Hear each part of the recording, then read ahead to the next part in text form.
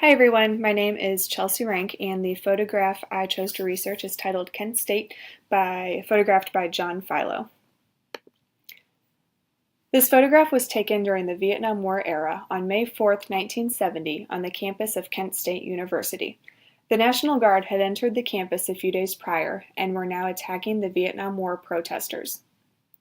John Philo was a senior at Kent State during the time this photograph occurred.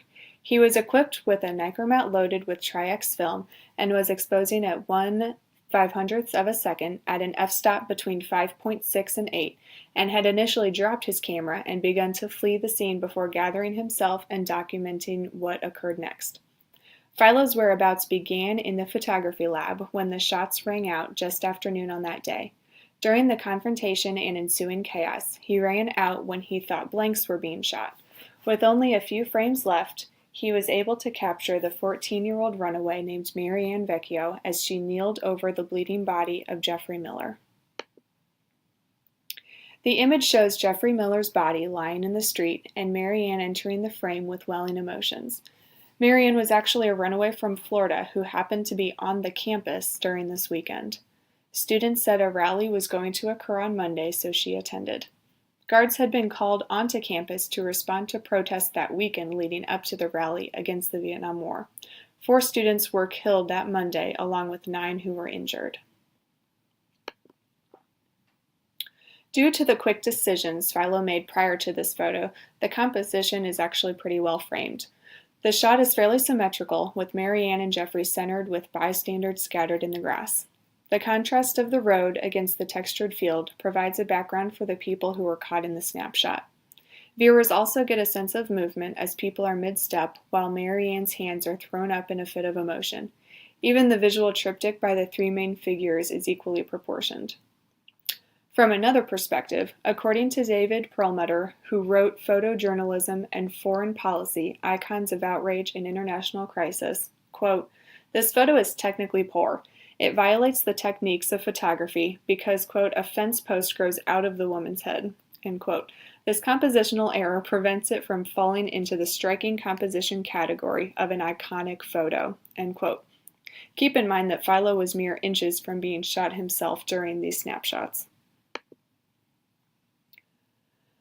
The response to this photo was controversial between 2 sides. The conservatives supported the physical and brutal actions taken by the National Guard, who deemed it necessary to stop the protesters' 3rd day of rallies against Nixon's invasion of Cambodia. In contrast, the anti-Vietnam War supporters flaunted their right to assemble and protest, negating the National Guard's warrants that prohibited the rallies that Monday. The intended audience were Americans who actively consumed media from the newspaper, radio, or television.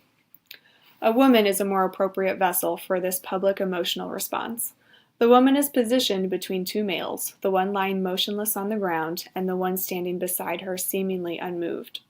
According to Loveless, who wrote Iconic Photos of the Vietnam War Era, quote, "The anguish in the woman's face is catapulted to a national level because of the anonymity of the body lying face down in the foreground of the photo."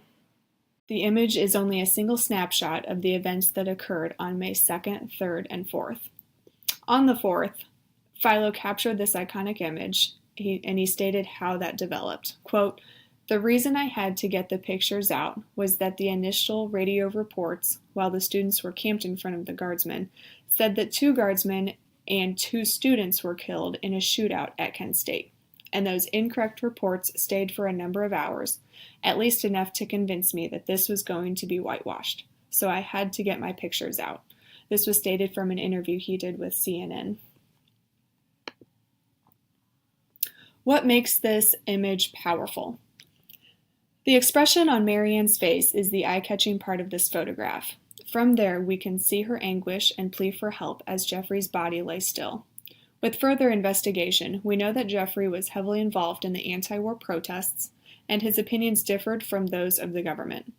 Their goal was to unite for a cause they believed in, and because of the repression of the rally by officials, their protest could not be peacefully executed. In their book, No Caption Needed, Herman and Lukides said, "Her scream seems to be ripping out of her heart, spontaneous, uninhibited, and unanswerable, almost if she had been the one shot. This girl's cry is a direct demand for accountability. The feeling on her face is powerful, not only because of its expressiveness, but also because it matches the political situation represented by the photograph. Mary Ann draws attention onto herself, away from Jeffrey, who was lying in front of her, presumably dead because of her intense emotional response. According to the Kent State Education site, this event triggered a nationwide student strike that forced over 300 colleges and universities to close. H.R. Haldeman, a top aide to President Richard Nixon, suggests the shootings had a direct impact on national politics. In The Ends of Power, Haldeman from 1978 states that the shootings at Kent State began the slide into Watergate, eventually destroying the Nixon administration. Beyond the direct effects of May 4th, the shootings have certainly come to symbolize the deep political and social divisions that so sharply divided the country during the Vietnam War era. A signed statement by one of the guards, drafted as part of the settlement, read, in part, quote, "In retrospect, the tragedy should not have occurred.